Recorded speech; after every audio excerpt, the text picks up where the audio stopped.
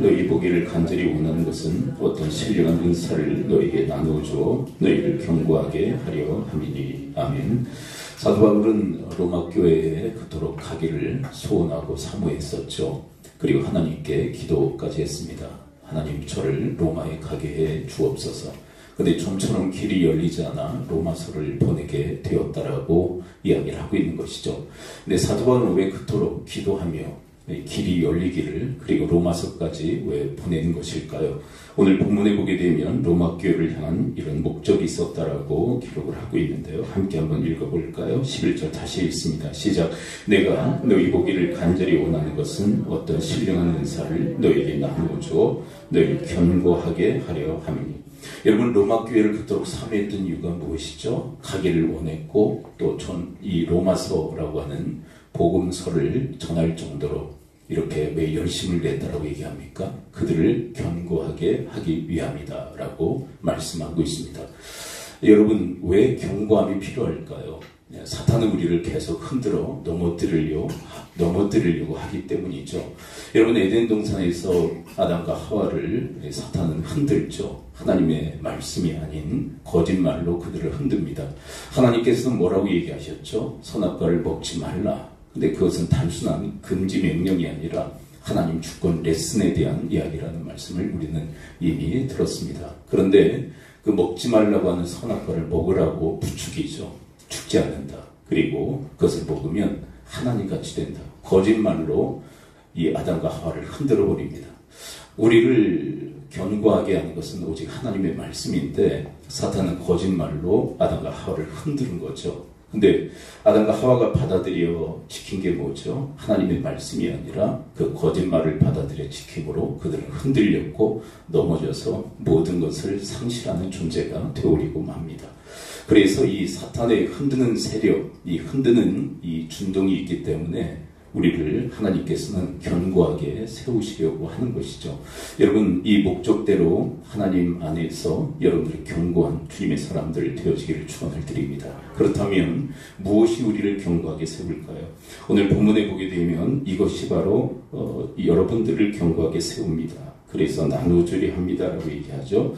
그런 의미로 본문을 다시 한번 읽어보도록 할까요? 11절 시작. 내가 너희 보기를 간절히 원하는 것은 어떤 신령한 은사를 너희에게 나누어줘 너희를 견고하게 하려 함이니. 뭘 나누어줘서 견고하게 하겠다고요? 신령한 은사. 이건 좀 추상적이죠. 여러분, 은사라고 하는 것은 선물이라는 의미입니다. 그렇다면 하나님께서 우리에게 주신 최고의 선물은 뭘까요? 여러분, 로마서를 보내잖아요. 로마서는 뭐죠? 하나님의 말씀이거든요. 결국 이 신령한 은사의 이 내용이 뭐냐면 하나님의 말씀이에요. 말씀을 너희들에게 나누어줘. 말씀을 보내어 너희들을 견고하게 하겠다. 여러분, 사도 바울이 가서 견고하게 하는 게 아니라 사도 바울이 전한 하나님의 말씀이 우리를 견고하게 한다는 것이죠. 여러분, 그런데 아까 에덴 동산에서 일어났던 사건에 대한 이야기를 했었죠. 사탄도 뭘로 우리를 흔들죠? 말로 흔들죠. 근데 하나님은 뭘로 우리를 견고하게 하시죠? 말씀으로 견고하게 하신다는 것입니다. 여러분, 이 두 가지가 같이 일어난 사건이 민수기에서 일어나게 되는데요. 민수기 13장을 보게 되면 12명의 정탐꾼이 가나안 땅을 정탐하고 돌아오게 됩니다. 그런데 10명의 정탐꾼이 부정한 말로서 이스라엘 백성들을 흔들죠. 자, 그 장면을 함께 우리 따라가 보도록 할까요? 말로 바로 이스라엘 백성들을 흔드는 10명의 정탐꾼의 이야기 31절부터 함께 한번 천천히 읽어볼까요? 시작. 그와 함께 올라갔던 사람들은 이르되 우리는 등이 올라가서 그 백성을 치지 못하리라. 그들은 우리보다 강하니라 하고 32 이스라엘 자손 앞에서 그 정탐한 땅을 악평하여 이르되 우리가 두고 다니며 정탐한 땅은 그 거주민을 삼키는 땅이요 거기서 본 모든 백성은 신장이 장대한 자들이며 33 거기서 네피림 후손인 아낙 자손의 거인들을 보았나니 우리는 스스로 보기에도 메뚜기 같으니 그들이 보기에도 그와 같았을 것이니라. 여러분, 10명은 부정한 말을 하게 되어지죠. 근데 그 부정한 말의 핵심이 뭐냐면 컴플렉스예요. 이것을 일컬어 메뚜기 컴플렉스라고 얘기합니다. 비교에 의해서 원주민들과 자기들을 비교하면서 우리는 메뚜기 같은 존재에 지나지 않는다. 이 메뚜기 열등의식, 메뚜기의 컴플렉스를 이들이 갖고요. 그 말로 백성들을 오염시키고 있는 거예요. 백성들 온통 흔들어 대고 있는 것입니다. 여러분, 이 땅에 살아가는 많은 사람들이 이런 메뚜기 컴플렉스, 메뚜기는 아니지만 이런 열등의식을 가지고 살아가는 사람들이 너무도 많다는 거예요. 근데 이런 열등의식에 사로잡힌 사람이 다른 사람도 열등의식을 갖게 만들어요. 뭘 통해서요? 비교를 통해서. 어떤 가정에 그 여집사님이 있었는데요. 큰아들이 있었고 또 둘째 딸이 있었다고 합니다. 근데 엄마가 해서는 안 될 일을 했어요. 이 오늘 본문에 10명의 정탐꾼처럼 비교하는 거예요. 자꾸 오빠와 그 여동생을. 오빠는 공부를 잘합니다. 수제 소리를 듣습니다. 명문대학을 진학합니다. 근데 딸은 공부를 못하는 거예요. 공부를 못하니까 둘을 자꾸 비교하는 거예요. 여러분, 자녀들을 절대 비교하지 마시기를 축복합니다. 근데 자녀들뿐만 아니라 다른 사람도 저렇게 비교하면 안 돼요. 근데 이스라엘 백성들, 이 10명의 정탐꾼이 자꾸 비교하잖아요. 여러분들과 원정들을 비교하면 여러분들은 메뚜기에 지나지 않습니다. 근데 그 엄마가 그 딸을 자꾸 그렇게 오빠와 비교하면서 열등의식을 갖게 하는 거예요. 야, 오빠를 봐라. 우리 가문의 영광이다. 너는 가문의 수치야. 지질에도 공부도 못하는 게 밥만 많이 해대고. 그러니까 아이가 정신병이 들더래요. 그래서 정신병원에 입원시키고 나오는데 이 여집사 이 가슴에 예리한 통증이 느껴지더래요. 근데 검사를 해보니까 암병이 이미 많이 진전된 그런 상태라 이제 그 암병으로 인해서 죽었다라는 그런 이야기입니다. 근데 그 사건을 다룬 이 칼럼니스트가 그런 얘기를 해요. 현대인들은 많은 사람들이 비교에 의해서 살아간다는 거예요. 그래서 되지도 않는 우월의식이나 열등의식에 사로잡혀 살아가는데 그러지 말고 자기 자신을 절대적 가치에 의해서 평가하고 바라볼 필요가 있다.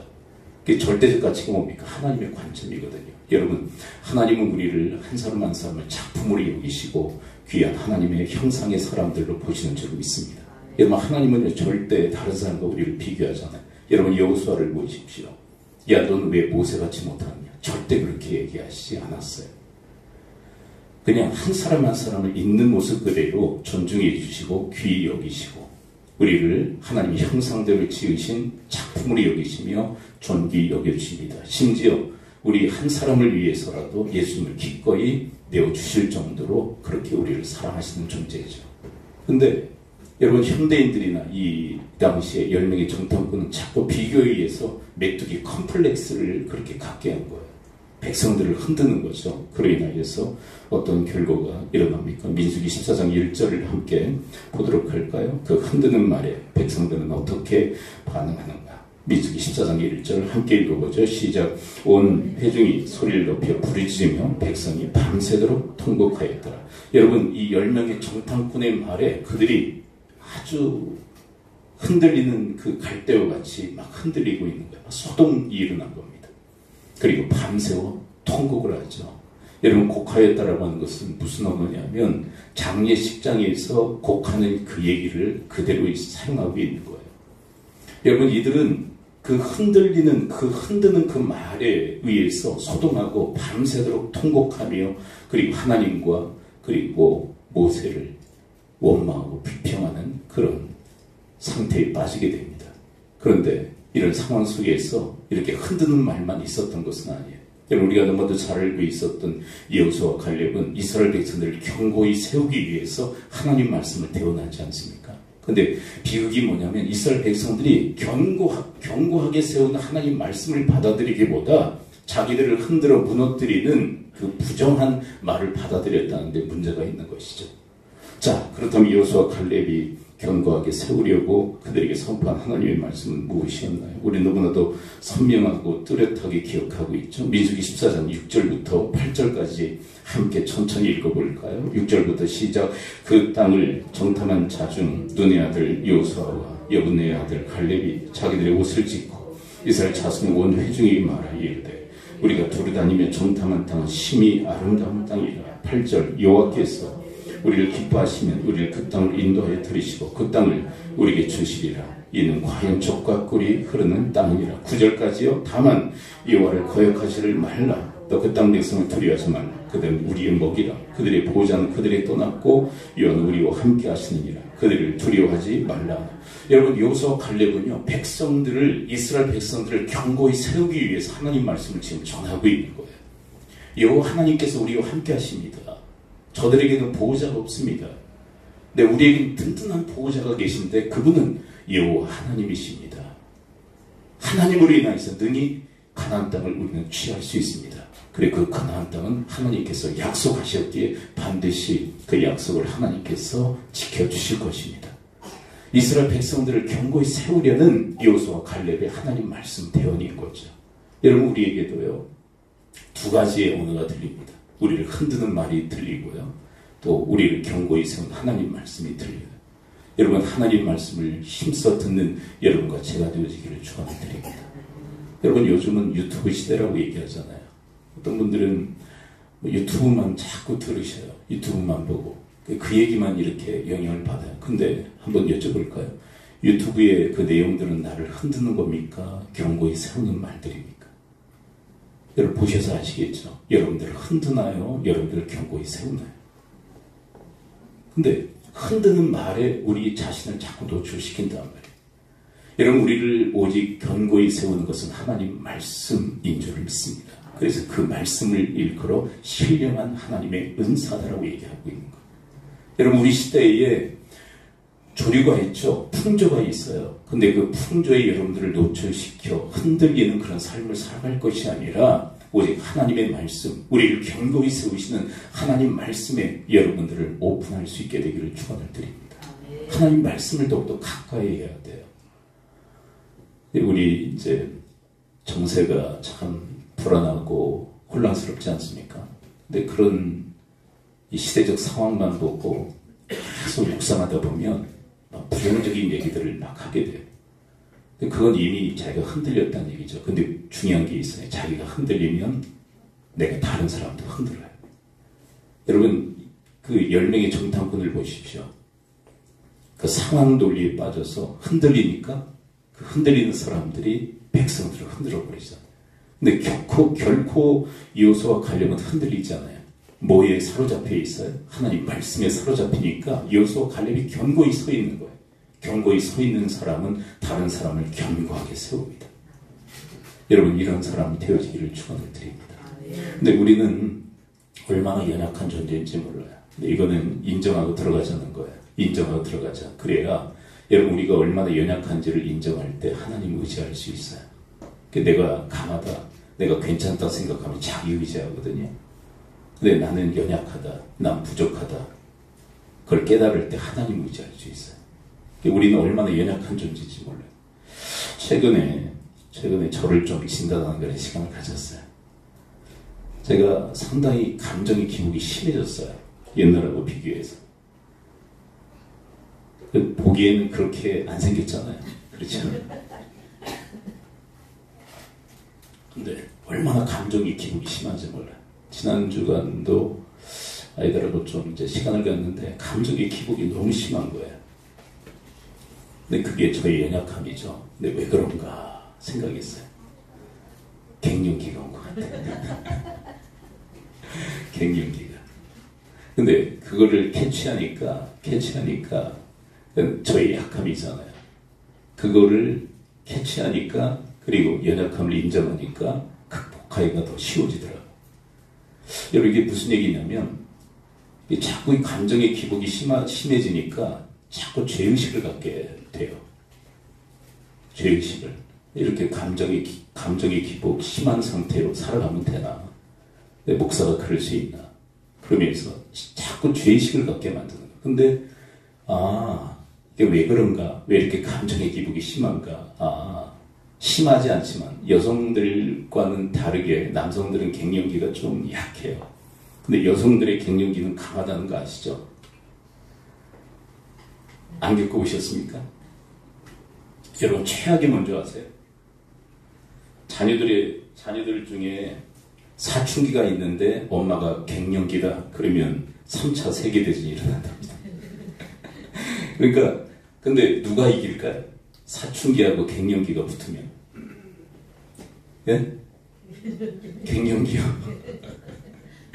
갱년기 호르몬 상태가 더 강하다는 얘기죠. 하여간 전쟁이에요, 전쟁.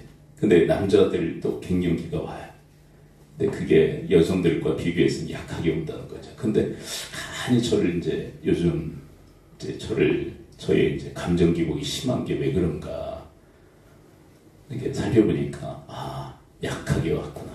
근데 약하게 온 그 저의 연약함을 인정하니까 그 쓸데없는 어떤 죄의식에 사로잡히지 않더라고요.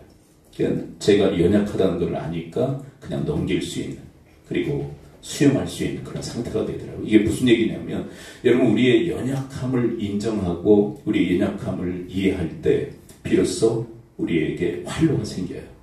특별히 우리는 말에 아주 취약한 존재들입니다. 어떤 말을 듣냐에 따라서 그것에 강렬한 영향력을 받는 자들이거든요. 근데 그거에 대해서 인정할 수 있어야 우리 하나님을 온전히 의지할 수 있게 됩니다. 여러분, 엘리야는 아주 대단한 사람이죠. 우리 열왕기상 19장 1절 가서 한번 보도록 할까요? 19장 1절 2절을 보게 되면 아주 대단한 하나님의 선지자인데 그 하루아침에 좌절하고 절망하는데 그 이유는 한 여인의 말 때문에 그렇게 됩니다. 열왕기상 19장 1절 2절 함께 한번 읽어봅니다. 시작. 아합이 엘리야가 행한 모든 일과 그가 어떻게 모든 선지자를 칼로 죽였는지를 이세벨에게 말하니 2절. 이세벨이 사신을 엘리야에게 보내어 이르되 내가 내일 이맘때에는 반드시 내 생명을 저 사람들 중 한 사람의 생명과 같게 하리라. 그렇게 하지 아니하면 신들이 내게 벌 위에 벌을 내림이 마땅하니라 한지라. 3절까지요. 그가 이 형편을 보고 일어나 자기 생명을 위해 도망하여 유다에 속한 브엘세바에 이르러 자기의 사원을 그곳에 머물게 하고 4절. 자기 자신은 광야로 들어가 하루길쯤 가서 한 로뎀 나무 아래에 앉아서 자기 죽기를 원하리 이르되 여호와여 넉넉하오니 지금 내 생명을 거두시옵소서. 난 내 조상들보다 낫지 못하니이다. 근데 왜 이렇게 이 사람은 좌절하고 절망하는 걸까요? 왜 이렇게 죽고 싶은 심정을 갖게 된 걸까요? 한 여인의 말 때문에. 이세벨의 그 죽음 위협을 받고 이 사람은 이렇게 낙심하고 좌절하고 있는 거예요. 여러분, 이만큼 사람이 연약해. 여러분, 엘리야가 어떤 사람입니까? 갈멜산상에서 이방 선지자 850대 1로 대결을 벌이죠. 3년 6개월이 비가 내리지 않았어요. 자기가 믿는 신에게 구하여 비가 내리게 하는 신이 진짜 신이다. 우리 내기 한번 해보자. 바알과 아세라 선지자 이들이 몸을 막 자해하면서까지 기도하지만 바알과 아세라는 응답이 없어요. 근데 엘리야는 자기가 믿는 하나님, 이스라엘의 하나님께 구하죠. 그때 불이 내려 제단을 다 살라버립니다. 그리고 그 이후에 3년 6개월 비가 내리지 않던 그 하늘에서 비가 내리게 했던 그 장본인, 그가 바로 엘리야예요. 얼마나 대단한 이분입니까? 근데 하루아침에 지금 이 사람이 사시나무 떨듯이 지금 흔들리고 있는 거예요. 그 이유가 무엇입니까? 한 여인의 말 때문에 흔들리는 거예요. 그만큼 우리는 연약하고 그렇게 나약한 존재들이에요. 근데 여러분, 이 말로 흔들렸던 이 엘리야를 잡아주시는 분이 계신데 바로 하나님이십니다. 근데 뭘로 잡아주실까요? 하나님께서. 지금 주제가 뭐예요? 뭘로 우리를 경고하게 하세요? 하나님 말씀이잖아요. 여러분, 이 엘리야를 하나님께서 말씀으로 잡아주신 줄 믿습니다. 근데 여정을 한번 좀 따라가 볼까요? 이렇게 좌절하고 낙심한 이 사람에게 하나님께서 어떻게 하시는가? 그 중간에 소고리 은독과 물을 제공하시고 잠자게 하시고, 그래서 호렙산에 이르게 하십니다. 그리고 그곳에서 주님께서 말씀하시기 시작하죠. 열왕기상 19장 9절 함께 읽어볼까요? 시작. 엘리야가 그곳 굴에 들어가 거기서 머물더니 여호와의 말씀이 그에게 임하여 이르시되 엘리야야 내가 어찌하여 여기 있느냐. 10절. 그가 대답하되 내가 만군의 하나님 여호와께 열심히 유별하오니 이는 이스라엘 자손이 주의 언약을 버리고 주의 제단을 헐며 칼로 주의 손자를 죽였음이오며 오직 나만 남았거늘 그들이 내 생명을 찾아 빼앗으려 하나이다. 하나님께서 말씀하세요. 네가 왜 여기에 있느냐. 그때 자기의 그 신세를 한탄하면서 얘기를 하죠. 무수히 많은 하나님의 선지자들이 도륙을 당했습니다. 그리고 나 하나만 남았습니다. 나 하나만 남았습니다. 고독합니다. 외롭습니다. 그리고 저를 죽이려고까지 하고 있습니다. 그리고 완전히 이 좌절하고 절망한 상태를 하나님께 고백하고 있죠. 근데 하나님께서 뭐라고 얘기하시냐 한번 들어보실래요?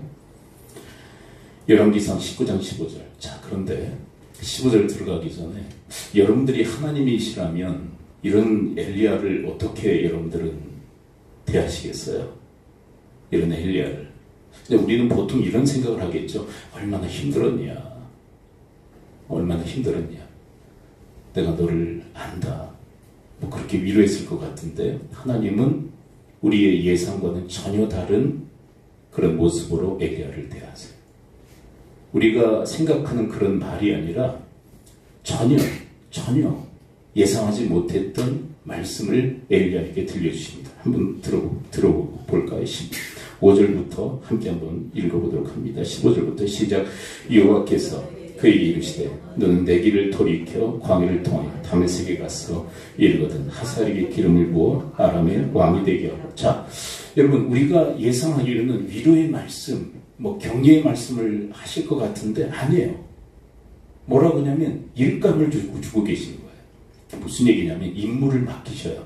아니 지금 좌절하고 절망한 이 엘리야에게 왜 임무를 맡기실까? 왜 하나님의 사명을 맡기실까? 이따가 살펴볼 텐데요. 이것이 그 사람을 세우는 강력한 하나님의 능력이 되기 때문에 그래요. 여러분 이 엘리야는요 영적인 사람이에요. 지금 침체되어져 있지만 영적인 사람이에요. 근데 이 영적인 사람을 살리고 그리고 소송케 하고 경고케 하는 것은 이 사명의 말씀이기 때문에 이 사람에게 바로 사명의 말씀을 전하고 계신 거예요. 사명의 말씀. 아람 왕을 세우라. 그리고 또 계속 사명을 주시죠. 19장 16절 계속 따라가 봅니다. 시작. 너는 인세의 아들 예후의 기름을 부어 이스라엘 왕이 되게 하고 또 아비므올람 사밧의 아들 엘리사에게 기름을 부어 너를 대신하는 선지자가 되게 하라. 아람 왕을 세우라. 이스라엘 왕을 세우라. 그리고 너의 후계자를 세우라. 이게 다 임무와 관련된 거예요. 사명에 대한 말씀을 그에게 들려주고 있는 거예요. 이에 대해서 엘리야는 어떻게 행동할까요? 19장 19절 함께 따라가 볼까요? 시작. 엘리야가 거기서 떠나 사밧의 아들 엘리사를 만나니 그가 12겨리소를 앞세우고 밭을 가는데 자기는 12째 겨리소와 함께 있다. 엘리야가 그리로 건너가서 겉을 그의 위에 던졌더니. 여러분 그 이후에 이 엘리야의 그 행보를 보게 되면요 언제 그랬냐는 듯이 회복되어져 있는 모습을 보게 되어져요. 견고히 서 있는 모습을 보게 되어집니다. 그렇다면 여러분 이 사명을 주시는 이 말씀이 도대체 엘리야에게 어떤 역할을 했기에 아무 일도 없었다는 듯이 이렇게 엘리야는 자기의 사명을 묵묵히 감당하는 사람이 되었을까요? 여러분 엘리야는 사실 살수만까지 끊어진 거 아닙니까? 바울도 그래요. 아시아에서 당한 환난으로 살수만까지 끊어졌다는 고백을 해요. 고린도후서 1장 8절을 함께 가서 읽어볼까요? 살수만까지 끊어진 상태, 바울의 상태죠. 근데 이것이 엘리야의 상태이기도 해요. 1장 8절 함께 읽습니다. 시작. 형제들아, 우리가 아시아에 당한 환난을 너희가 모르기를 원하지 아니하노니 힘이 겹도록 심한 고난을 당해 살수만까지 끊어지고. 여러분 환난을 당하면 살수망이 끊어져요.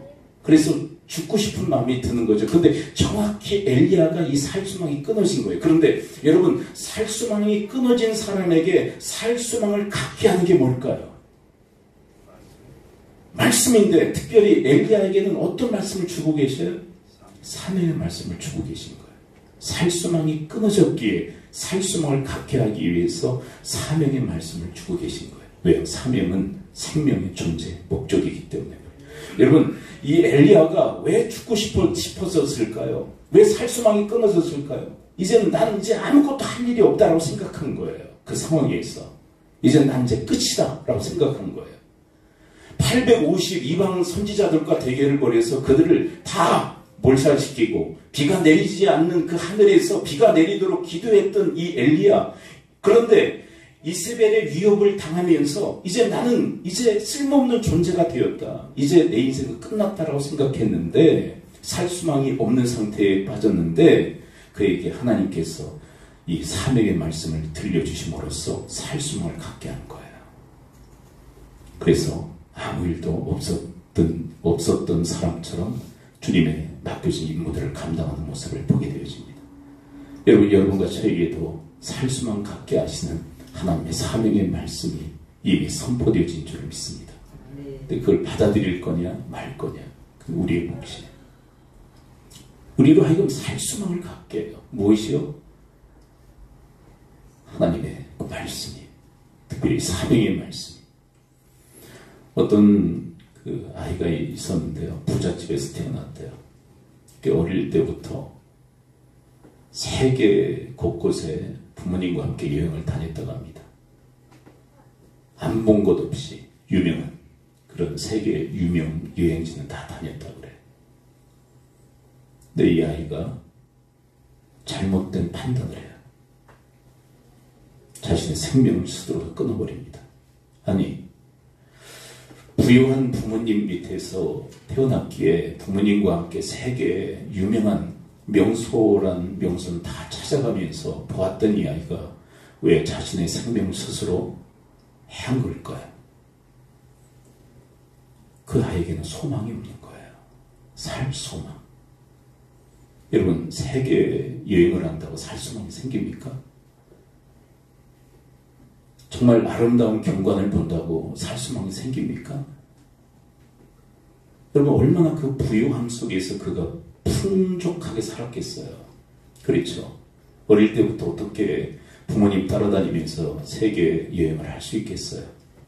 근데 아무리 좋은 것을 보고 좋은 것을 먹고 그런다 할지라도 살 소망을 갖게 하는 것은 그런 것들이 아니라는 거예요. 여러분, 오직 우리로 하여금 살 소망을 갖게 하시는 것은 하나님 말씀인 줄 믿습니다. 그래서 그 말씀이 엘리야를 지금 소송케 하고 그 말씀이 이 엘리야를 견고하게 세워낸 거예요. 여러분과 저에게 이런 하나님의 말씀의 역사가 역동할 수 있게 되기를 축원을 드립니다. 여러분, 우리 교회도 또 저희 목회도 여러분 성도님들 한 분 한 분도요, 정말 살 소망을 가지고 그 소망을 붙들고 살아야 되지 않겠어요? 근데 그렇게 하는 것은 세상도 아니에요. 여러분, 한번 세상을 한번 가만히 천천히 보세요. 살 소망을 갖게 합니까? 어떤 분들은 그런 얘기를 하더라고요. 떠나고 싶다. 그러면서 이 땅을 떠나고 싶다는 말도 되겠지만 그냥 떠나고 싶다, 이 세상을. 근데 세상은 우리에게 살 소망을 갖게 하는 게 아니에요. 세상. 살 소망을 끊게 만들죠. 세상은 그래요. 세상은. 그 세상을 깊이 묵상한 분들이 얘기하는 얘기를 들으면요, 듣고 싶지가 않아. 저는 뭐 세상을 막 깊이 묵상하면서 막 성토를 하고 하는 이야기를 저는 듣고 싶지가 않아요. 왜? 그분이 이미 흔들려요. 흔들리는 그분이 나를 막 흔드는 거거든요. 근데 그런 흔들리는 그 세상에 흔들려서 흔드는 분에게 나를 노출시키고 싶지 않아요. 여러분, 우리로 하여금 견고하게 붙들고 견고하게 세우는 것은 오직 하나님이신데 그분은 말씀을 통해서 우리를 견고하게 세우신 줄 믿습니다. 엘리야에게 사명의 말씀을 통해서 살 소망을 갖게 하신 것처럼 여러분과 저의 인생도 바로 그와 같이 되어지기를 축원을 드립니다. 여러분, 이 엘리야 이후에 엘리사가 등장하죠. 엘리야가 스승이고 엘리사가 제자예요. 네, 그래서 이 본문에도 우리 이 전구절에서도 엘리사에 대한 이야기가 나오죠. 그 엘리사도 하나님 말씀에 붙들려 말씀으로 인해서 견고해요. 그리고 백성들을 견고하게 세우기 위해서 말씀을 대언하는 사역을 또한 감당합니다. 여러분, 우리가 민수기의 말씀을 우리 들으면서 우리가 어떤 말을 들을 거냐, 흔드는 말을 들을 거냐, 견고하게 한 하나님 말씀을 들을 거냐, 그것도 중요하지만 여러분들이 속한 이 주님의 제단, 여러분 열명처럼 부정한 말로 흔드는 자들이 아니라 여호수아 갈렙처럼 하나님의 교회를 든든히 세우는, 그 견고히 세우는 말씀의 대언자들이 되어지기를 축원을 드립니다. 근데 간단해요. 간단해. 10명처럼 부정한 말로 공동체를 흔드는 사람을 자기 느낌대로 얘기하면 돼요. 내 생각에는, 내 느낌에는, 그러면서 얘기해버리면 공동체는 흔들려요. 근데 이게 하나님 말씀인가? 이게 하나님께서 나에게 주시는 말씀인가? 우리 공동체 허락하시는 말씀인가?